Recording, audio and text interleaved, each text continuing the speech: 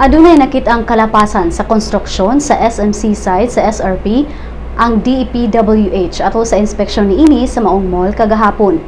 Matod sa DPWH nga ang SM Seaside misulod sa gingong napo ka metros nga SRP road lot nga gigahin alang sa himuong bike lanes o sa bisan unsang road widening plans sa SRP Development Office. Nasuta usab nga walay acceleration o deceleration lanes nga SM Seaside nga alang sa mga bus nga i-operate sa SM inigabli niini. Matod sa DPWH nga ang mga acceleration o deceleration lane o mga lanes gikinahanglang aron mas hapsay ang pagsulod og pagawas sa mga bus. Gikwestiyon usab sa ahensya nganong nangawala ang mga kahoy sa gawas sa SM Seaside ug gihangyo niini ang DENR nga susihon kini. Wala pay pamahayag ang SM kalabot sa maong issue. Gikatakdang mag-abli karong buwana ang maong mall.